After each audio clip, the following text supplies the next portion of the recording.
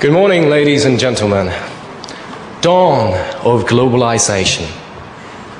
Our entering the WTO has quickened its steps. We've become the manufacturing powerhouse of the whole world. What will follow? Exploitation, economic invasion, confrontation, hostility? Not really, provided that we handle the current situation wisely. Confucius said, "The gentleman is versed in what is moral. The small man is versed in what is profitable." For the sake of economic reconstruction, however, we are chasing big bucks, and materialism is now the name of the game. A rapid growth in GDP is accompanied by worrying moral negligence. Loyalty, sincerity, modesty, and filial piety might be cadences of the past. We have actually been losing our traditions not because of direct threats or attacks from others. Globalization is only a catalyst.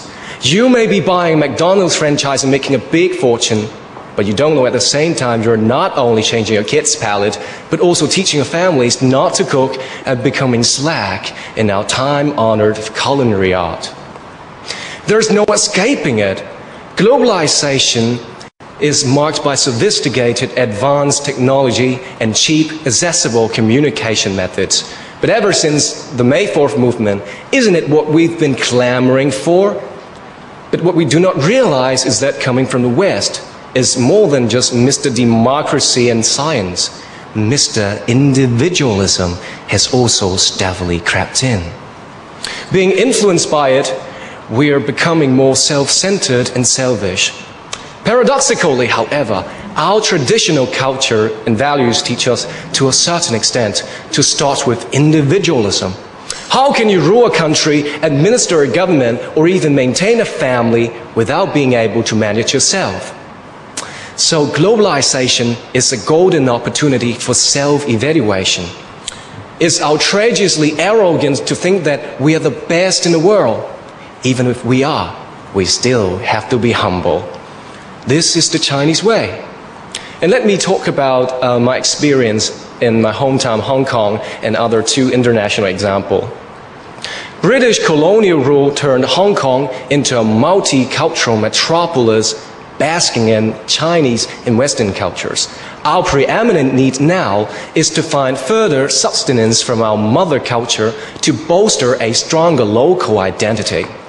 Our government, adopted an expeditious language policy to enforce Cantonese as the medium of instruction in secondary school, and Putonghua is expected to take its place in long term. And for Japan, you see her successful Meiji modernization conserved her traditional values and at the same time assimilating Western cultures. The French, on the other hand, who are notoriously proud of their, national ethnic endowments, are trying with all their might to fend off Americanism brought about by globalization. And let's face it, there's more than one way to skin a cat.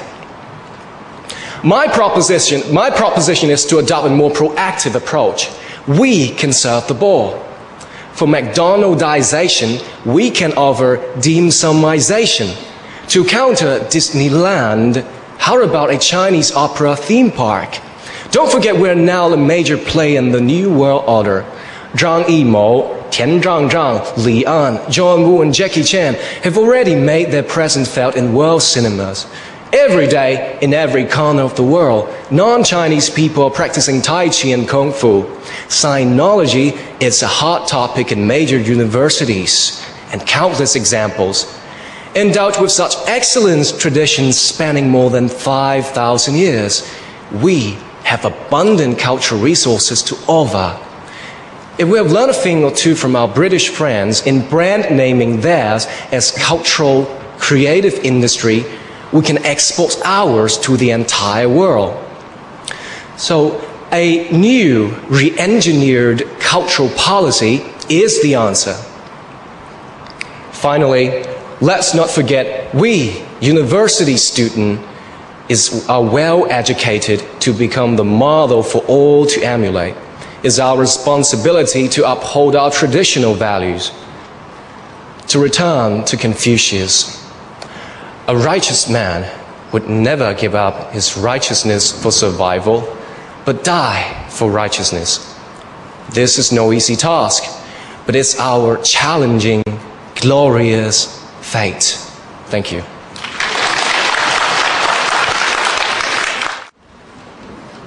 Well, I get to ask another marriage kind of a question. The divorce rate in China is increasing alarmingly in recent years. Children in divorced families are usually having more problems growing up. In your view, what impact do you think divorce may have on children and how to deal with it? Like the royal wedding, the wedding ceremony, it might be the best of time because two mature people with special connection, sharing the same values, are finally coming together, form a new family, and they're going to have kids. What a picture. On the other hand, it might be the worst of times if they're going to divorce, and a lot of problems would be generated, not only affecting them, but kids. And I am one of them. So I think it's a very shocking question for me, but I think I am going to share my experience to all of you because I am now here. You know, looking retrospectively for my past 20 years, I have a lot of experience to be a kid or be a children or child from a divorced family. You know, they're just like, I heard my father say, or my mother, you know, the conversation, just like, he's not your kid, he's not my kid, it's yours. And my mother answered, well, he's yours, not mine. And they ended up quarreling.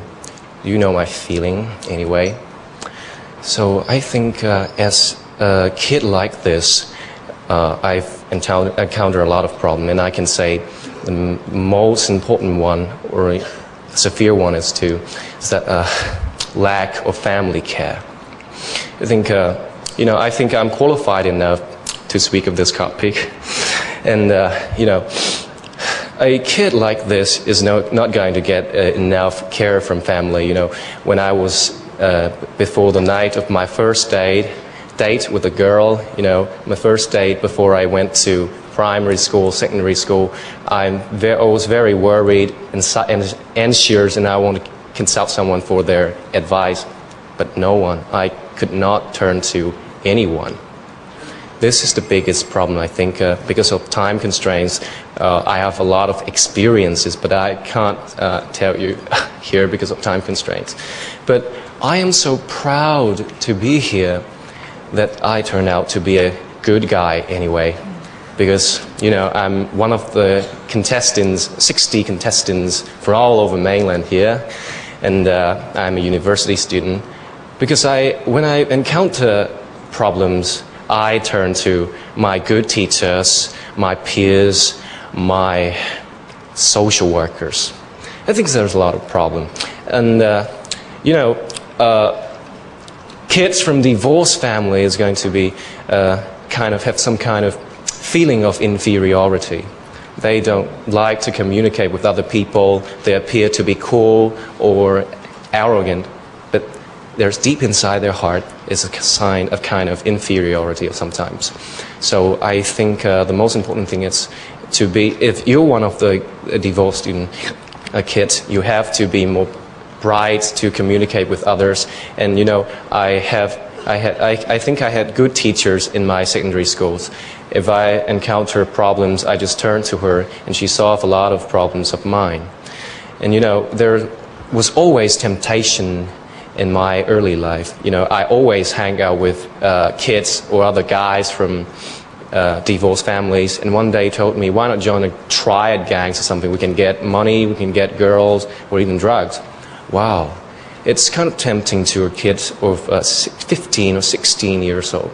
But you know, I respect my teacher that much, so I asked her, and she told me all the consequences of being like that. So finally, I know, and I'm become a good guy here. I think the most important thing is to, join, the cooperation of schools, governments, and you people. We are common people, just like many contestants stated that we're born equal. We're nothing in a physical sense or mental sense. We are equal. So our government should increase the number of social workers in our schools. I think it's very important. We can turn to them if I encounter problems. Thank you. Thank you very much for sharing your personal experience with us. I would like to ask you a creative question. What do you think a society will look like if divorce is disallowed? Wow, what a picture again. And I think, we know if it's like that, there must be pros and cons. But I think it's more kind of like an ancient world, ancient society, like 1,000 or 2,000 years ago in some sense. Because, I think divorce is kind of freedom. It's freedom. I think I treasure freedom very much. But it is prohibited. And I don't think there's any contradiction to our human rights or laws or something. But at the same time, I think it's not always bad to be a kid coming from, growing up in a divorced family. You may ask, I may be, I'm kind of supporting divorce. It's quite contradicting to my identity, but I think I turned out to be very self-independent. It's not always bad to grow up in a divorced family, and I think the picture would be quite blurred. I don't know, we have to secure human rights and freedom, and I think it's not going to be a good world with, they don't like each other and they just saying, well, maybe they are sleeping on the same bed or living in the same apartment, but there might be confrontation, hostility, or privacy invasion, or kind of a lot of problems would be generated. And I think this is not wise to, to have divorce prohibited or something like this. Thank you.